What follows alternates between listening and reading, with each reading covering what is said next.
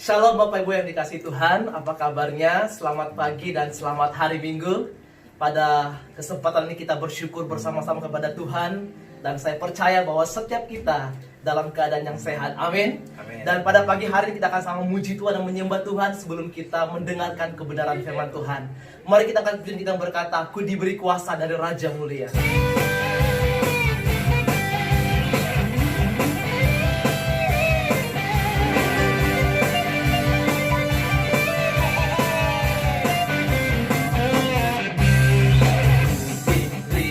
Kuasa dan Raja Mulia menaklukkan musuh di bawah kaki.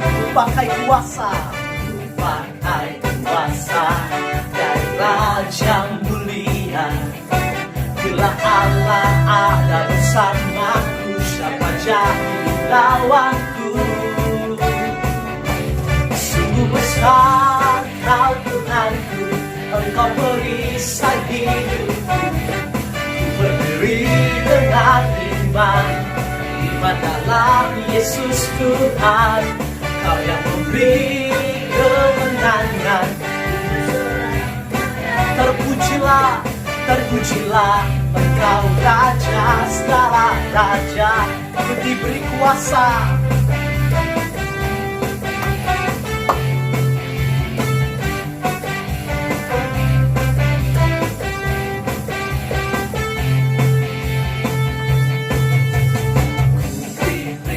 Kuasa dan Raja Mulia menaklukkan musuh di bawah kaki. Ku pakai kuasa dan Raja Mulia. Bila Allah ada bersamaku, siapa jadi? Bila Allah ada bersamaku, siapa jadi lawanku? Sungguh besar Kau Tuhanku, Engkau perisai hidupku. Ku berdiri dengan iman dalam Yesus Tuhan. Kau yang memberi kemenangan. Ku bersorak merayakan. Terpujilah Engkau Raja segala raja. Sungguh besar Kau Tuhanku, Engkau perisai hidupku. Mari kita berdiri dengan iman, amin. Yesus Tuhan, Kau yang memberi kemenangan. Ku bersorak merayakan. Terpujilah Engkau Raja segala raja. Terpujilah Engkau Raja. Terpujilah Engkau Raja segala raja. Terpujilah Engkau Raja. Terpujilah Engkau Raja segala raja. Haleluya, haleluya. Puji nama Tuhan. Biarlah kita senantiasa berdiri dengan iman kita, amin. Mari setiap kita yang ada pada pagi hari ini, baik engkau yang ada di rumah, mari teduhkan setiap hatimu di hadapan Tuhan. Sama-sama kita menyembah Allah yang kudus, Allah yang mulia, Allah yang termanis dalam hidup kita. Terima kasih Tuhan. Haleluya. Terima kasih Yesus.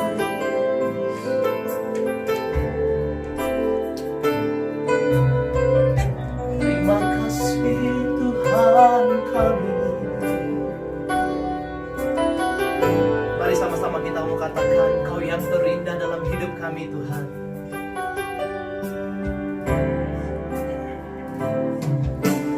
Kau yang terindah di dalam hidup ini. Tiada Allah Tuhan yang seperti Engkau, besar perkasa penuh kemuliaan. Kau yang termanis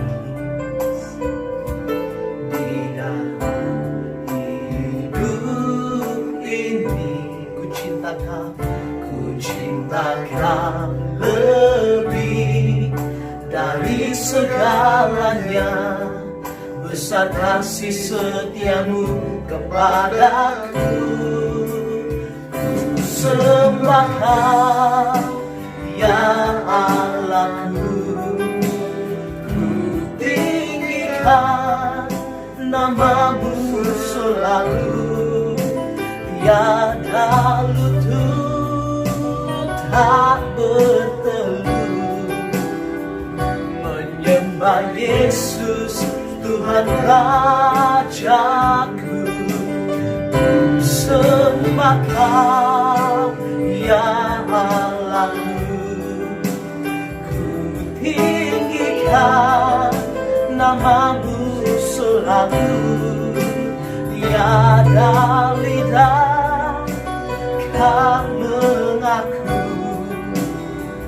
Engkaulah Yesus Tuhan Rajaku. Mari sama-sama kita kembali empat pujian ini. Kau yang terindah, Kau yang terindah di dalam hidup ini. Terima kasih Tuhan, tiada Allah Tuhan yang seperti Engkau. Besar perkasa penuh kemuliaan. Kau yang manis, amin, di dalam hidup ini. Ku cinta Kau lebih dari segalanya. Besar kasih setiamu kepadaku. Ku sembah Kau, ya Allahku. Ku tinggikan nama-Mu selalu. Semua lutut tak bertelut menyembah Yesus Tuhan Rajaku. Ku sembah Kau, ya Allahku. Ku tinggikan nama-Mu selalu. Tiada lidah tak mengaku Engkaulah Yesus Tuhan Rajaku. Sembah Kau Allah, oh Kau Allah kami. Nama-Mu selalu. Tiada lutut tak bertelut menyembah Yesus Tuhan Rajaku. Ku sembah Kau, ya Allahku. Ku tinggikan nama-Mu selalu. Tiada lidah tak mengaku Engkaulah Yesus Tuhan Rajaku. Engkaulah Yesus Tuhan Rajaku. Engkaulah Yesus Tuhan Rajaku.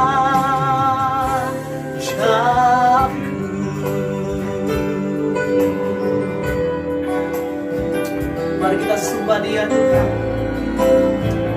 Kami bersyukur Tuhan, kami sembah Engkau Allah yang mulia. Yesus Tuhan kami sembah Engkau Allah Immanuel.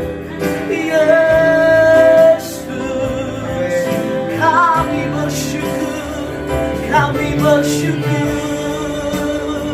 kepadamu Tuhan. Terima kasih kasih Bapa, haleluya. Terima kasih Tuhan, kami bersyukur. Terima kasih Bapa buat pagi yang indah yang Tuhan berikan buat setiap kami. Biarlah Tuhan setiap pujian kami, setiap penyembahan kami boleh menjadi dupa yang berbau harum di hadapan-Mu pada pagi hari ini. Dan kami siapkan setiap hati kami Tuhan untuk belajar akan kebenaran firman-Mu. Mari Bapa, Engkau didik setiap kami. Mari Tuhan, Engkau ajar setiap kami. Dan biarlah Tuhan melalui hamba-Mu Tuhan, kami semua diberkati. Dan hidup kami Tuhan semakin dibaharui dari hari ke hari. Terima kasih Bapa, kami sambut kebenaran firman-Mu dalam nama Tuhan Yesus. Kami berdoa dan bersyukur. Haleluya. Amin. Selamat pagi Bapak Ibu yang dikasihi Tuhan. Mari kita datang kepada Tuhan, membuka hati untuk firman Tuhan yang sebentar kita akan pelajari bersama-sama. Kita berdoa yuk. Haleluya Tuhan, kami mengucap syukur pada pagi hari ini kalau Engkau sudah memberkati setiap kami. Bahkan dalam keadaan apapun Engkau senantiasa menyertai kehidupan kami. Engkau ada di dalam hati kami, Engkau memimpin kehidupan kami. Hamba-Mu berdoa biar pemberitaan firman Tuhan pada pagi hari ini boleh menjadi berkat buat semua kami. Berikan kami penghiburan, berikan kami kekuatan, bahkan hikmat yang baru, pengertian yang baru, bahkan pewahyuan yang baru, sehingga di masa-masa yang sulit sekalipun Tuhan Engkau menjadi jawaban dalam setiap kehidupan kami. Terima kasih, kami serahkan pemberitaan firman pada pagi hari ini di dalam nama Tuhan Yesus. Haleluya. Semua kita berkata amin. Haleluya. Hari ini saya ingin melanjutkan apa yang kita bicarakan tentang bagaimana Tuhan melepaskan kita dari perbudakan dosa, yang kita bisa lihat dari kisah yang ada di dalam kitab Keluaran. Hari ini mari kita akan kita lihat ketika Tuhan membawa keluar bangsa Israel dari Mesir. Banyak mujizat yang Tuhan buat. Ini menunjukkan bahwa Tuhan itu berdaulat atas setiap kehidupan manusia. Kita melihat bagaimana Musa melemparkan tongkatnya menjadi ular, kemudian memasukkan tangannya, kemudian diangkat lagi dan tangannya kena kusta. Dan kita melihat bagaimana ketika mereka berjumpa dengan Fir'aun, air di sungai Nil itu berubah menjadi darah. Itu menunjukkan bahwa Tuhan adalah Tuhan yang berdaulat, Tuhan atas mujizat yang luar biasa. Dan semua mujizat yang terjadi tentunya itu menunjukkan kepada kehebatan dan kemuliaan Tuhan bagi setiap manusia yang percaya kepada Dia.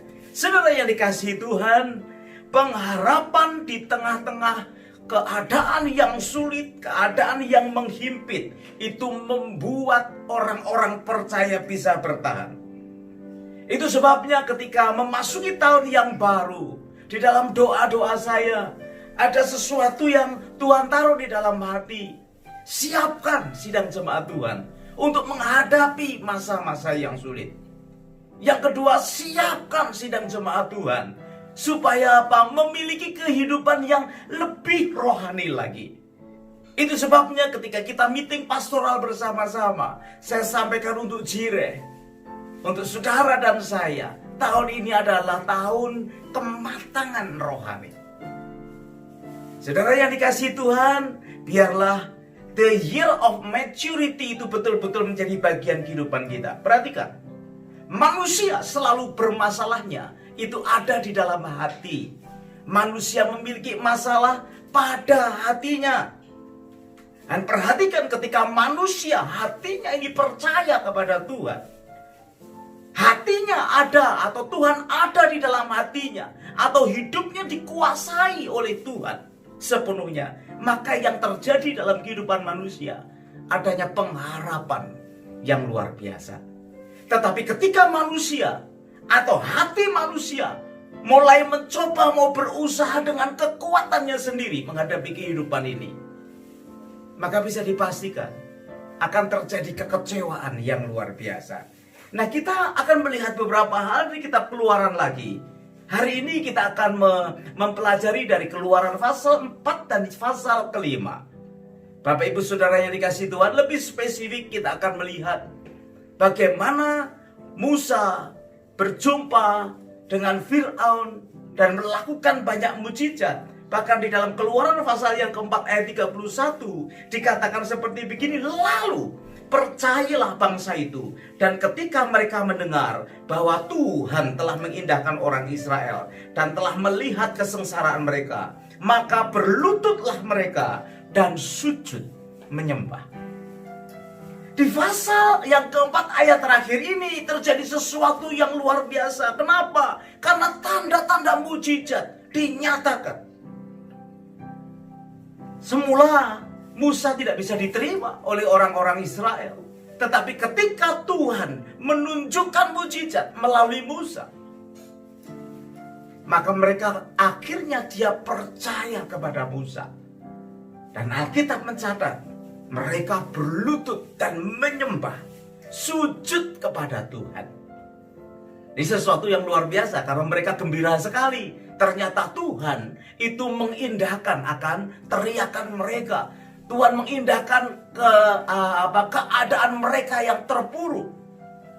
Dan luar biasa, saat itu bangsa Israel menjadi punya pengharapan yang baru. Tapi apakah kelanjutan ceritanya akan menjadi mulus? Ternyata tidak. Ketika kita memasuki pasal yang ke-5, ayat yang ke-1, kemudian Musa dan Harun pergi menghadap Fir'aun, lalu berkata kepadanya, beginilah firman Tuhan Allah Israel, biarkanlah umatku pergi untuk mengadakan perayaan bagiku di padang gurun. Tetapi Fir'aun berkata, siapakah Tuhan itu yang harus kudengarkan firman-Nya untuk membiarkan orang Israel pergi? Tidak kenal aku Tuhan itu, dan tidak juga aku akan membiarkan orang Israel pergi. Rupanya tantangan yang baru dihadapi oleh Musa dan bangsa Israel. Permintaan untuk keluar ditolak oleh orang-orang Fir'aun, orang-orang Mesir atau Fir'aun sebagai rajanya. Bahkan kalau kita pelajari, wow, di pasal yang ke-5 justru perbudakannya diperberat. Saat itu mereka harus kerja rodi, membuat batu bata, tetapi jeraminya disiapkan oleh orang-orang Mesir. Tetapi ketika yang mereka percaya bahwa Tuhan sudah mulai memimpin, dia pikir akan menjadi mulus. Ternyata justru menghadapi tantangan yang lebih berat. Mereka harus bikin batu bata sendiri, dan jeraminya mereka harus cari sendiri, dan bahkan jumlahnya mesti tidak boleh kurang dari itu. Saudara, mandor-mandornya banyak dihajar oleh orang-orang Filistin, tentara-tentara Filistin. Ya, karena apa? Kan tidak bisa memenuhi, Pak. Bagaimana bisa memenuhi? Disediakan bahannya saja sudah berat, apalagi bahannya tidak disediakan, harus dicari, dan targetnya harus mencukupi. Saudara, kita perhatikan beberapa hal hari ini. Tambah sengsara ketika bangsa Israel itu mau keluar dari perbudakan Mesir. Padahal kita tahu di pasal yang keempat, mereka tahu bahwa Tuhan memperhatikan mereka. Dan mereka bersuka karena Tuhan mau memimpin mereka. Tetapi rupanya halangan tetap ada di depan mereka. Nah, Bapak Ibu Saudara yang dikasihi Tuhan, kita akan melihat beberapa hal hari ini tentang bagaimana keadaan antara orang yang diminta Tuhan hidup secara rohani dengan orang yang tidak mengajukan perkara-perkara yang rohani. Seperti tadi saya katakan, Tuhan merindukan sekali kita ini berubah menjadi manusia yang rohani. Nah, saudara, saya ingin berikan beberapa perbedaan antara Tuhan dengan Fir'aun, antara bangsa Israel dengan Mesir, antara kehidupan rohani dan kehidupan jasmani. Seperti kita tahu, Bapak Ibu Saudara dikasihi Tuhan, beberapa minggu yang lalu saya sampaikan kisah atau keadaan kehidupan manusia di dalam Alkitab. Itu hanya dibagi menjadi 4 fase. Yang pertama adalah creation, manusia diciptakan, kemudian fall, manusia jatuh di dalam dosa, dan redemption, itu penebusan yang dilakukan Tuhan di atas kayu salib. Dan yang keempat, nanti kita menuju kepada glorification, yaitu kehidupan yang dipulihkan. Memang kalau kita belajar kitab Keluaran, kita tidak boleh lepas dari kita belajar kitab Kejadian. Ada 5 kitab pertama yang ditulis Musa: Kejadian, Keluaran, Imamat, Bilangan, dan Ulangan. Dan 5 ini menggambarkan kehidupan manusia, bahkan apa yang terjadi di dalam firman Tuhan. Nah, saya mengajak supaya kita bisa melihat hal ini. Setiap kali ada sesuatu kejadian, kita harus melihat bahwa kontennya Tuhan itu selalu perkara yang rohani, bukan yang jasmani. Yang jasmani itu biasanya diakibatkan oleh dosa itu. Makanya Tuhan berkata, cari perkara yang rohani, maka yang jasmani akan ditambahkan kepadamu. Nah, saudara yang dikasihi Tuhan, kalau kita bisa melihat apa sih perbedaannya, perbedaan tentang apa yang Tuhan buat, kita melihat di dalam ayatnya yang ke-9, pasal yang ke-5, dikatakan bahwa ayat yang ke-23, pasalnya yang ke-4, kita melihat ya. Pasal yang ke-23 ayatnya yang ke-4 kita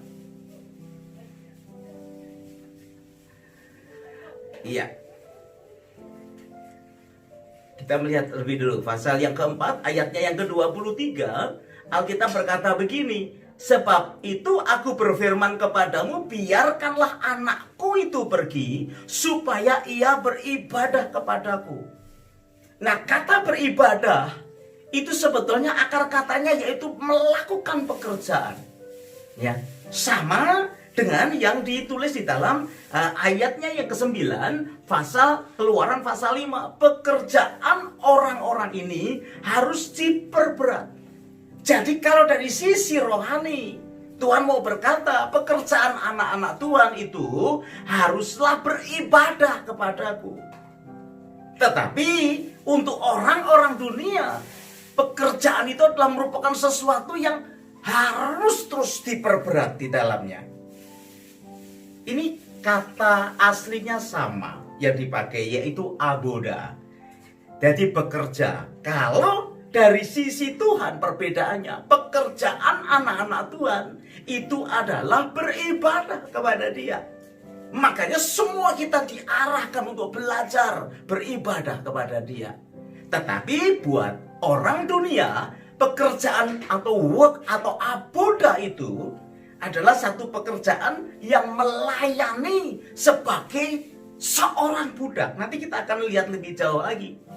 Karena Alkitab berkata begini, pekerjaan orang-orang ini harus diperberat sehingga mereka terikat kepada pekerjaannya dan jangan mempedulikan perkataan dusta. Nah, saudara yang dikasihi Tuhan, kita melihat bahwa ada beberapa perbedaan ya. Mari kita akan lanjutkan yang pertama yang saya mau tunjukkan kepada saudara. Perbedaan yang pertama, di dalam Tuhan, hidup kita ini adalah penyembah. Menyembah, beribadah kepada Dia. Tetapi di dalam dosa, hidup kita ini adalah hidup di bawah perbudakan. Saya kasih contoh kepada saudara, nggak tahu ya. Biasanya kan seperti begini ya. Orang yang hidup di dalam dosa itu sepertinya lebih enak. Ya. Nah, ketika kita dibawa Tuhan kepada kehidupan di dalam Tuhan, orang bisa berkata, kasihan tuh, ya. Sekarang sudah tidak boleh ini, tidak boleh itu lagi. Waduh, hanya ke gereja, komsel, nggak bisa lagi mabuk-mabukan, nggak bisa lagi berjudi, nggak bisa lagi melakukan perbuatan dosa seperti sebelum dia bertobat atau datang kepada Tuhan. Nah, saya memberitahu kepada saudara, kebebasan kita di dalam dosa itu membawa kita kepada perbudakan. Tetapi kebebasan kita di dalam Tuhan, dalam ibadah, itu membawa sukacita yang besar. Itu sebabnya saudara yang dikasihi Tuhan, kita harus melihat perbedaan yang kedua. Apa itu esensi daripada penyembahan dan bedanya dengan perbudakan? Kalau orang di dalam Tuhan, itu dia akan menjadi penyembah, yang artinya hasilnya dari penyembah itu adalah sukacita yang besar. Coba perhatikan di ayatnya yang pertama, saudara. Kemudian Musa dan Harun pergi menghadap Fir'aun, lalu berkata kepadanya, ini Keluaran pasal 5 ya, beginilah firman Tuhan Allah Israel, biarkanlah umatku pergi untuk mengadakan apa? Perayaan, festival, pesta. Buat siapa? Bagiku di padang gurun. Perhatikan, esensinya kita dibawa, itu kita untuk mengalami sukacita. Tetapi kalau di dalam dosa, maka pekerjaan itu akan bukan menjadi sukacita. Kalau kita melihat, lihat, ya. Jadi tadi dikatakan bahwa ayat yang ke-9 dari Keluaran pasal 5, pekerjaan orang ini harus diperberat. Jadi perbudakan itu pasti akan membuat hidup menjadi semakin berat. Jadi kalau saudara mau tetap untuk seperti orang-orang Mesir atau orang Israel ketika belum keluar dari Mesir, yang ada adalah kehidupan yang semakin hari semakin diperberat. Di dalam Tuhan, perbudakan atau penyembahan di dalam Tuhan membawa kita kepada sukacita. Tetapi di dalam dosa, perbudakan akan membuat hidup kita diperberat. Itu perbedaan yang kedua. Perbedaan yang ketiga, sekali lagi bahwa di dalam Tuhan pekerjaan akan membawa kita kepada sukacita.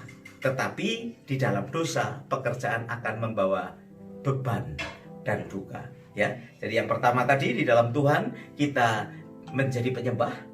Kalau di dalam dosa kita hidup di dalam perbudakan. Yang kedua, esensi dari perbudakan itu semakin hidupnya diperberat dan bahkan diikat hidupnya oleh hal-hal dunia. Tetapi dalam penyembahan, hidup kita dibuat bersukacita. Ada perayaan, ada pesta, ada pesta dalam hidup kita. Dan di perbedaan yang ketiga, di dalam Tuhan, pekerjaan atau penyembahan, aboda di dalam Tuhan akan membawa kita kepada sukacita. Tetapi di dalam dosa akan membawa duka. Doa saya, jangan mau kita diperbudak oleh keadaan seperti Mesir atau oleh dosa. Mungkin kita tidak sadar. Saya kasih contoh Bapak Ibu Saudara yang dikasihi Tuhan. Kalau kita punya iPad, ya, bisa nggak kalau iPad ini kita pakai sebagai ganjal meja kalau kita pergi ke satu restoran? Biasanya itu kalau kita pergi di restoran, ya, meja itu selalu oglak-aglik gitu kan. Ya rasanya pengen kita ganjelin gitu kan. Biasanya kita cari karton atau apa, atau kertas kita, atau tisu kita ganjelin supaya nggak oglak-aglik. Bisa nggak iPad yang kita punya kita pakai sebagai ganjel? Bisa. Betul nggak? Bisa. Atau mikrofon yang biasa kita pakai untuk jadi palu, bisa nggak? Bisa, saudara. Tetapi pasti rusak. Apa saja bisa dipakai, ya. Tetapi akan rusak karena apa? Desainnya berbeda. Nah, Bapak Ibu Saudara yang dikasihi Tuhan, sama kan dengan hidup manusia? Bisa nggak hidup manusia itu dipakai untuk sesuatu hal-hal yang duniawi? Bisa. Bisa nggak? Manusia itu hidupnya dipakai untuk berbuat dosa? Bisa. Bisa nggak manusia ini hidupnya dipakai untuk nyari uang terus, nyari popularitas terus, mencari ketenaran? Bisa nggak? Bisa. Tapi pasti hidupnya akan menjadi rusak. Karena desainnya bukan untuk itu. Manusia itu didesain untuk menjadi penyembah. Pekerjaannya aboda itu menjadi penyembah. Nah, selama kita melakukan itu bukan dalam rangka menyembah Tuhan, rusak hidupmu. Bisa sih, tetapi semakin berat, semakin berat. Betul ya? Yang kita alami saat-saat ini. Kalau kita yang ngejar yang begitu, hidup kita akan menjadi semakin berat. 1 Timotius pasal yang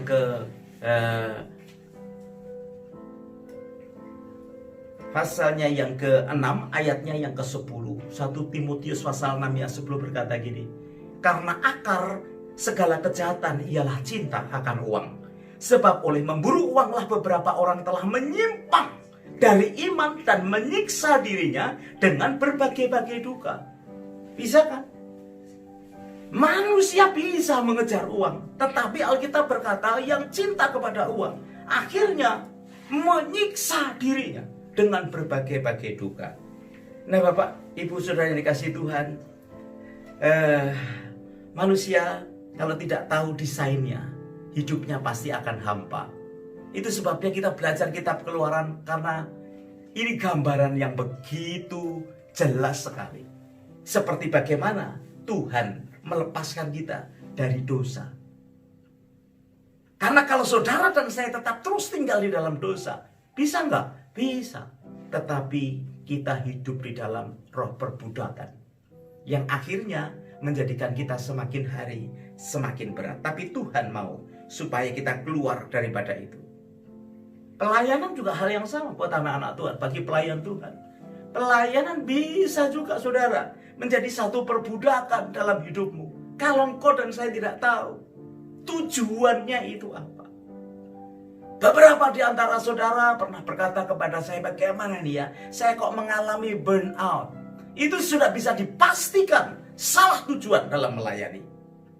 Kalau orang burnout, artinya dia tinggal di dalam perbudakan.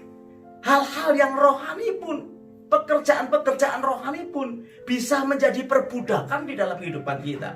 Dari mana kita bisa melihat? Dari hasil yang ada.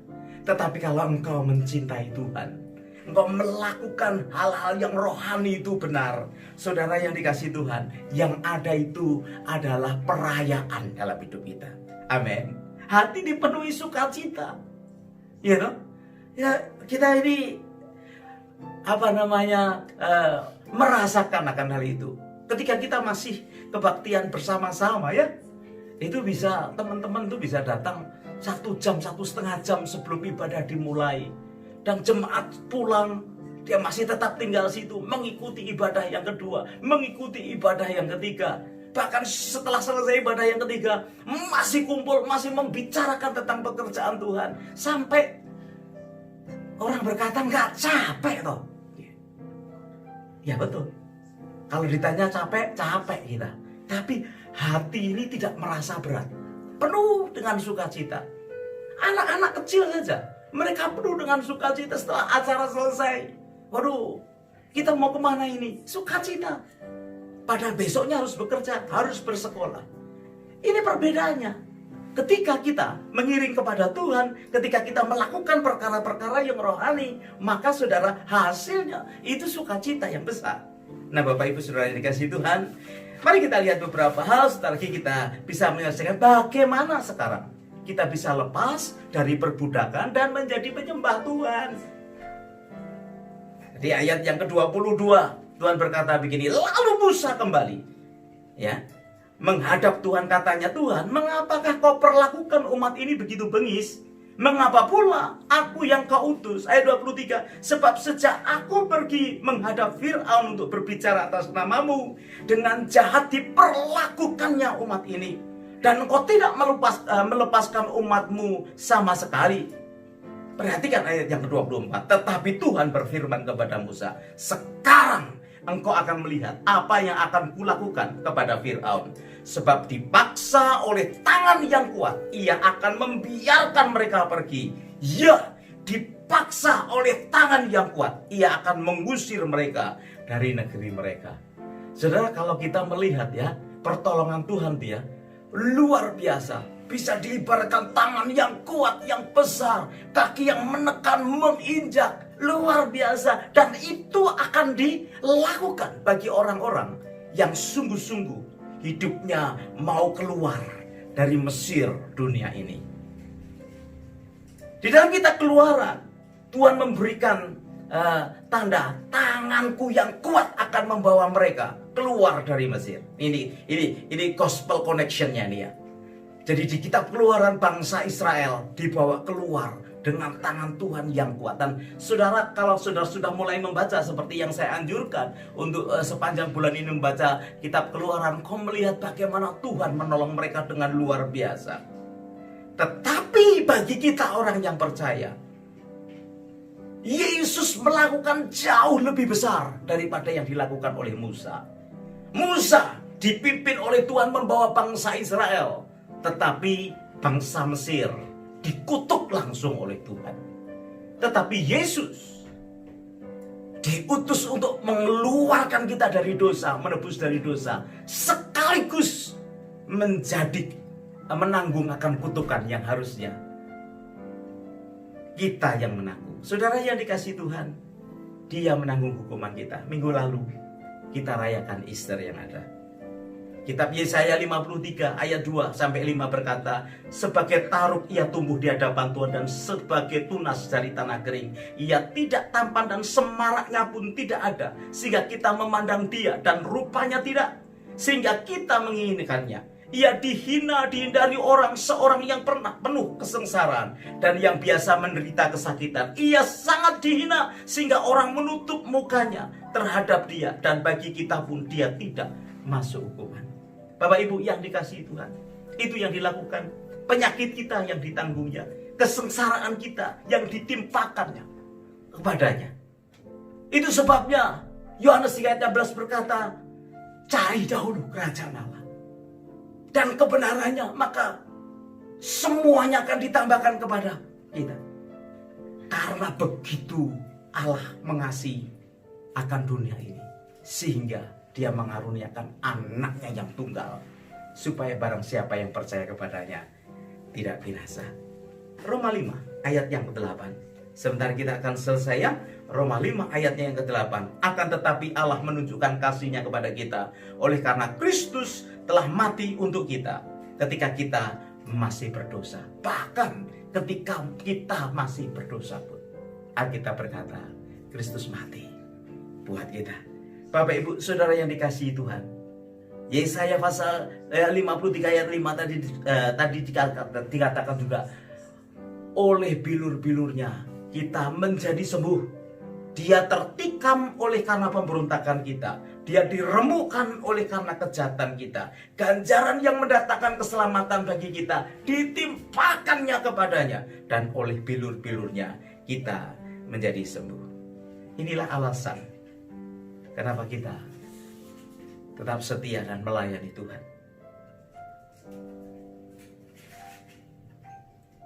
Kalau saudara mengerti akan hal ini, saudara akan dengan sukacita dibawa keluar dari perbudakan dosa itu. Yesus sudah menanggung segala kelemahan kita, sehingga Dia bisa membawa kita keluar. Itu sebabnya Bapak Ibu, izinkanlah firman Tuhan itu boleh senantiasa menata ulang hati kita. Apakah yang kita rindukan hari-hari ini? Saya rasa ini salah satu cara bagaimana Tuhan memanggil Bapak Ibu kita sekalian kembali untuk mulai berharap, memiliki pengharapan di dalam Dia. Orang kaya sudah tidak bisa lagi menghadapi dengan uangnya virus yang ada saat ini. Orang pandai sudah kepayahan. Orang yang berkedudukan tinggi sudah tidak bisa berbuat apa-apa. Sehingga banyak orang yang akhirnya kembali kepada Tuhan. Nah, saya percaya Bapak Ibu Saudara sekalian, kita juga sama-sama sedang di-drive untuk perkara-perkara rohani. Saya bersyukur hari-hari ini walaupun tidak bergereja, bertemu secara jasmani, setiap hari orang mencari Tuhan. Setiap hari kita punya kegiatan komsel melalui Zoom. Setiap hari ada orang-orang yang berdoa, ada kelompok-kelompok yang berdoa. Dan bahkan sekarang tidak dibatasi lagi oleh tempat. Begitu dikasih tahu jam pertemuan, mereka masuk semua, dan kemudian kita bisa melakukan pekerjaan-pekerjaan rohani, menguatkan satu dengan yang lain, menguatkan diri kita sendiri.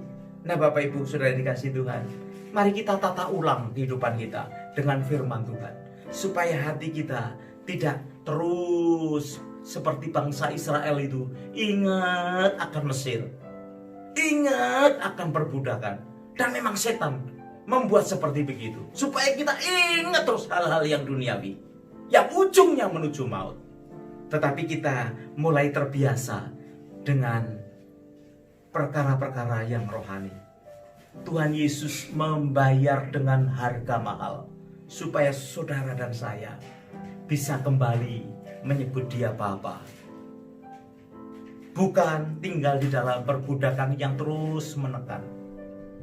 Perhatikan, izinkan Tuhan boleh memberkati hidupmu dan hidupku. Ayat yang terakhir, kemudian kita selesai, yaitu Roma 8 ayat 15. Alkitab berkata ini, sebab kamu tidak menerima roh perbudakan yang membuat kamu menjadi takut lagi, tetapi kamu telah menerima roh yang menjadikan kamu anak Allah.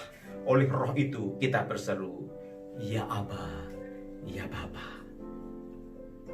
Ini berdoa buat saudara sekalian. Tundukkan kepalamu. Tuhan, terima kasih untuk firman-Mu yang kami dengar pada pagi hari ini. Engkau mengeluarkan bangsa Israel dari Mesir, menjadi gambaran bagaimana cinta-Mu kepada kami mengeluarkan kami dari perbudakan dosa yang ada. Karena perbudakan dosa akan membuat kami semakin tertekan, membuat kami semakin payah, membuat kami semakin susah. Tetapi ketika kami menerima Engkau dan Engkau membawa kami untuk bisa menyebut ya Aba, ya Bapa, maka firman-Mu berkata, kembali kami beribadah dan dipenuhi dengan sukacita. Terus kuatkan setiap pelayan-pelayan Tuhan, melayani dengan sungguh, dengan sukacita, karena kami tahu upahnya besar di surga.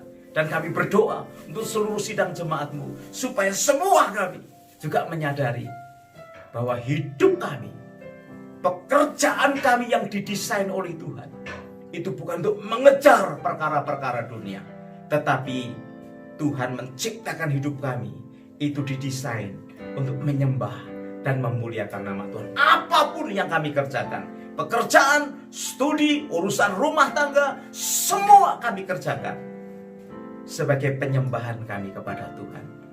Terima kasih Tuhan. Dan Engkau memberkati yang susah, berikan penghiburan, yang lemah, berikan kekuatan. Bahkan Tuhan, Engkau memberikan kepada yang sakit kesembuhan saat ini. Hamba-Mu minta di dalam nama Tuhan Yesus. Haleluya. Mari semua kita berkata, amin. Beri tepuk tangan buat Tuhan kita, dia ajaib dan luar biasa. Haleluya. Shalom. Shalom, selamat hari Minggu. Terima kasih telah mengikuti acara kebaktian secara online ini.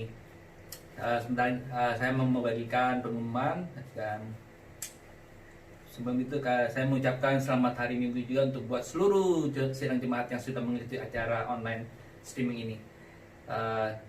Kebaktian kita untuk saat ini akan diadakan secara online, yaitu Facebook ataupun YouTube. Kebaktian selanjutnya akan di Narwatu, diadakan setiap minggu jam 1.30 untuk kebaktian khas sacrifice nanti jam 4 sore, dan doakan ikuti bersama keluarga dan sahabat kita, tetap semangat dan Tuhan Yesus memberkati. Untuk Sabtu depan ada kebaktian JKI Penuai di Wolonggong, tanggal 26 April jam 2 siang sampai selesai.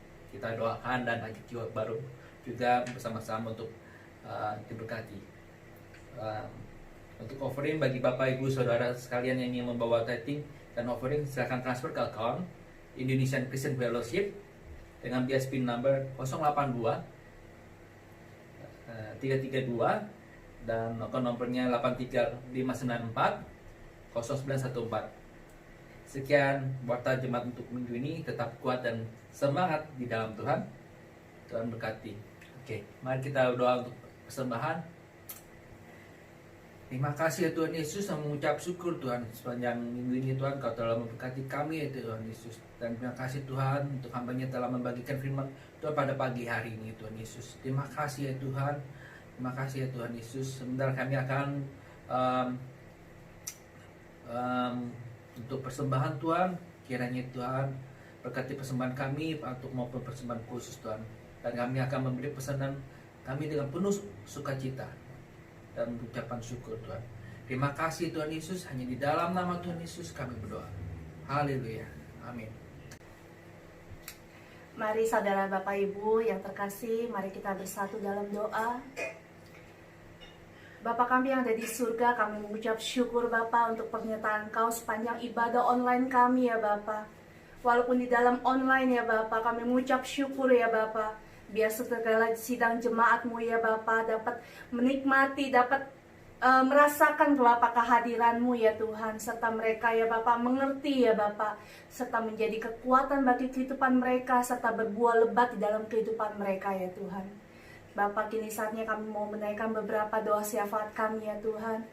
Tuhan, kami mau berdoa Bapa untuk situasi yang saat ini ya Bapa. Situasi ya Bapa, dengan adanya virus ya Bapa COVID-19 ini ya Bapa. Tapi kami percaya Tuhan, Engkau Tuhan kami yang pegang kendali ya Tuhan. Tuhan, Engkau yang maha kuasa, yang berdaulat atas hidup sidang jemaat-Mu ya Tuhan. Kami percaya Tuhan, keadaan seperti ini akan berlalu Bapa. Terima kasih ya Bapa, Engkau Tuhan kami yang besar Tuhan, yang lebih berkuasa dari apapun ya Tuhan. Kami juga berdoa Bapa untuk negeri ini, untuk kota Sydney ini ya Bapa, ke dalam tangan-Mu ya Bapa. Kami berdoa juga untuk keadaan Indonesia, negara kami ya Bapa. Kami berdoa untuk kedua negara ini ya Bapa, biar Kau luputkan ya Bapa. Negara ini Kau pulihkan ya Bapa, Kau sembuhkan ya Bapa. Kedua negara ini ya Bapa ke dalam tangan-Mu ya Bapa. Biar segala pemerintahan yang ada Tuhan, segala keputusan yang diambil ya Bapa, yang berasal daripada Tuhan saja ya Tuhan, yang terbaik untuk keamanan, untuk masa depan yang terbaik ya Bapa.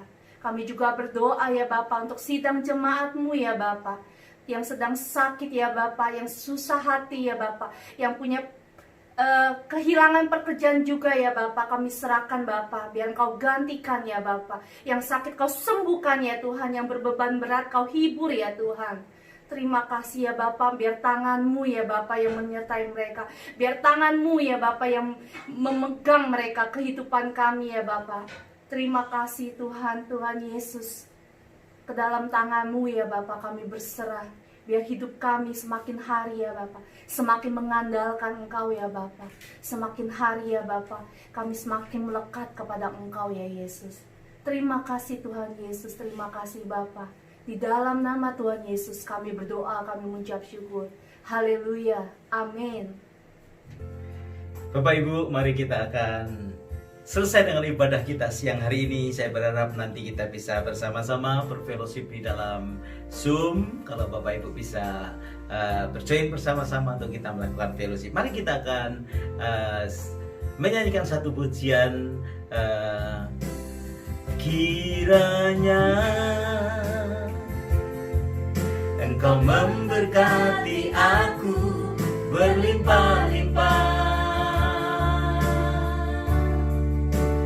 dan memperluas daerahku,